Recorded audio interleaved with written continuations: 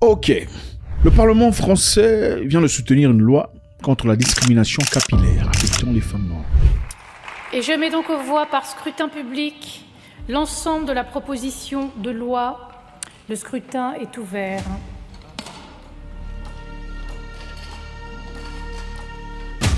Le scrutin est clos. Résultat du scrutin. Votant 50, exprimé 46, majorité 24. Pour 44, contre 2, l'Assemblée nationale a adopté. La France est très intéressante, sans doute. On se bat pour une loi pour soutenir les femmes noires qui sont discriminées à cause de leurs cheveux. Notamment quand elles cherchent du boulot, apparemment. Je peux pas le savoir, j'ai jamais expérimenté, je suis pas une femme, hein, écoutez. Une femme vivant en France, surtout. Très souvent, il leur arrive de ne pas avoir un boulot parce que leurs cheveux seraient de cheveux noirs. Alors, on a voté une loi. Le Parlement français soutient le projet de la loi contre la discrimination capillaire affectant les femmes noires. Cette loi a été apportée par un monsieur au nom de Olivier Servat. Ethnique en France. Mais par contre, quand on regarde aux États-Unis ou en Grande-Bretagne, on s'aperçoit d'une chose. 2/3 des femmes noires qui doivent aller postuler un emploi changent de coupe de cheveux pour être plus employables. 1/3 des femmes blondes changent la couleur de leurs cheveux pour devenir brunes et pour paraître aux yeux de l'employeur plus intelligente. Dans les discriminations physiques, on doit rajouter des discriminations liées aux cheveux, à leur apparence, leur texture, leur couleur, leur longueur, etc., pour que chacun puisse postuler en se sentant bien, en étant bien dans son travail ou bien à l'école. Un monsieur originaire de la Guadeloupe, la Chambre basse du Parlement français a approuvé jeudi un projet de loi interdisant la discrimination sur le lieu de travail basé sur la texture des cheveux, qui, selon les partisans du projet de loi, frappe principalement les femmes noires portant des cheveux naturels. Servat, qui est manifestement noir, a déclaré que les noirs d'ascendance africaine étaient souvent encouragés avant les entretiens d'embauche de changer leur coiffure. Les partisans du projet affirment également que les hommes qui portent des coiffures telles que des dreadlocks sont également concernés. Donc ce projet de loi a pour objectif de protéger les femmes noires avec leurs cheveux et les hommes avec les dreadlocks. Bon, moi je ne sais pas si tu suis tombé avec des dreadlocks cherchant... Franchement, je ne sais pas trop ce que mon père dirait si tu venais à la maison chercher ma sœur avec des dreadlocks. Je sais pas, peut-être qu'il est ignorant. Bref, continuons.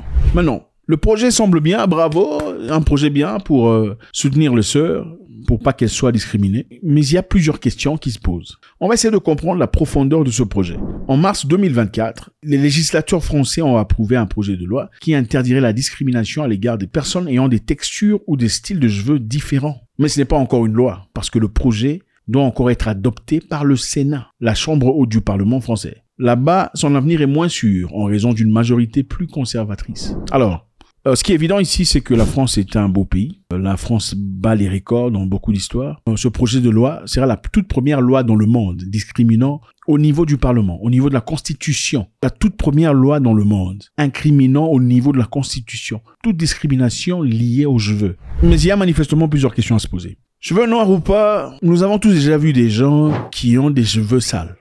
D'accord ? On ne parle pas des cheveux noirs, on parle des cheveux sales. C'est très différent. On a tous vu, noirs ou pas, même parmi les noirs, nous sommes tous noirs. On a déjà vu une personne, tu regardes ses cheveux, tu dis, il faut nettoyer, il faut laver les cheveux. Il faut aller au salon s'il faut, si pas, il faut mettre la pommade et tout le bazar. C'est bien d'avoir une loi contre la discrimination liée à la chevelure, contre une discrimination capillaire. Seulement, est-ce que cette loi ne sera pas en train de protéger ces personnes qui ne veulent pas fournir d'efforts pour prendre soin d'elles-mêmes, pour se laver les cheveux, pour être bien en public? Parce qu'attendez, cheveux noirs ou pas, il faut quand même se préparer, il faut quand même s'arranger, il faut quand même bien se situer. On va pas sortir n'importe comment, aller chez n'importe qui n'importe comment, en disant il faut pas discriminer puisque voilà, j'ai les cheveux noirs. Cheveux noirs ne veut pas dire cheveux sales. Il y a une grande différence. Il y a évidemment des situations de discrimination liées à la chevelure noire.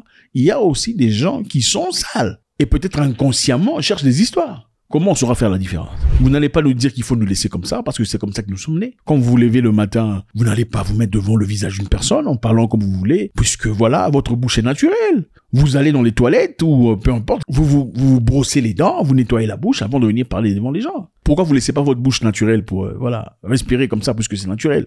Ce qui est important à dire ici, c'est que la France, c'est pas la première fois, ok? La France bat des records dans beaucoup d'histoires. Dans le positif, surtout. Il y a aussi un fait, on doit vous rappeler, la France est devenue le premier pays au monde, le 8 mars 2024. Le premier pays au monde à consacrer le droit des femmes à l'avortement dans sa constitution. Donc c'est constitutionnel. Le droit d'avortement bénéficie ainsi du plus haut niveau de protection juridique en France. Bon, dans le passé, nous savions que on pouvait seulement attendre quelques semaines avant de... Si vous ne vouliez pas l'enfant, il faut attendre quelques semaines, ensuite prendre une décision. Sinon, après le nombre de semaines, on ne peut plus... C'est ça, n'est-ce pas? Bon, là, c'est constitutionnel, c'est-à-dire que quand tu veux, c'est quand tu peux. C'est comme tu veux ou pas. Et c'est une raison pour laquelle on ouvre une porte à l'opinion des conservateurs. Les conservateurs qui disent, on a simplement voté cette loi pour encourager la débauche. C'est-à-dire, quand on peut avorter comme on veut, on peut être avec Mustapha, avec Aboubacar, avec Joseph, avec Jean-Luc, avec Lucas, Josh. Et quand on a un petit ballon dans le ventre, on peut rapidement faire son avortement, bénéficiant ainsi d'une certaine légalité. Donc, la procédure est légale et disponible sans restriction excessive, d'une accessibilité. Les cliniques ou les hôpitaux proposant des services d'avortement sont démographiquement accessibles et abordables. C'est-à-dire, on a une facilité, on s'amuse, on va... Ça, c'est ce que les conservateurs penseraient. Bon.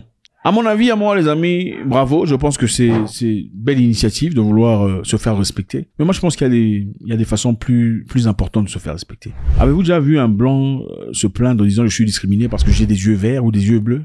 Absolument pas. Ils ne s'en plaignent pas, écoutez. C'est vrai qu'il y a des blondes, par-ci par-là, c'est une blonde, mais attendez, c'est vraiment pas une discrimination, c'est de la blague. Je pense qu'il y a des problèmes beaucoup plus sérieux auxquels il faut tirer l'attention du monde. Des problèmes financiers, des problèmes d'argent dans les communautés. La France est un pays hétéroclite, il y a beaucoup de types de gens, il y a des noirs, des blancs, des arabes, tous y vivent. Mais avec égalité, je sais pas, est-ce que l'argent est balancé, l'argent est équilibré, ou l'argent se penche vers un groupe spécifique de personnes? La France, soit elle est vraiment un pays de couleur, c'est-à-dire où tout le monde s'y retrouve, soit elle n'est pas. Moi, je pense que le vrai combat devrait plutôt être celui de trouver des opportunités pour ces personnes qui pourraient être prétendument discriminées.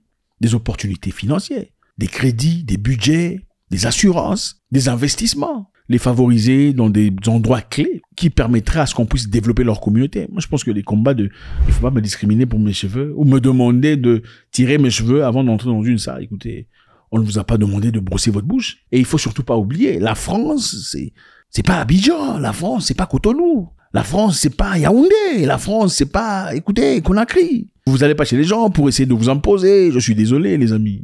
Ok, on peut autant dire nous sommes tous français. Je ne suis pas. Mais vous ne serez jamais français.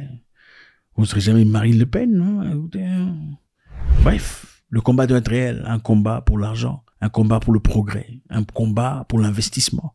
Un combat de développement, un combat de budget, pas un combat de mes cheveux, je vais garder mes cheveux. Écoutez, si tes cheveux sont sales, tes cheveux sont sales. Et puis on ne dit pas que tes cheveux sont sales parce que ce sont des cheveux noirs. Il y a des cheveux noirs propres et des cheveux noirs sales. On sait voir la différence.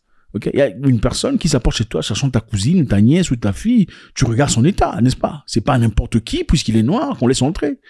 Ou même s'il est blanc, d'ailleurs, n'est-ce pas? On regarde l'état d'une personne et on juge, est-ce que celui-ci... Il faut pas dire non, il faut pas me juger, il faut juger mon intérieur qu'on ne verra jamais.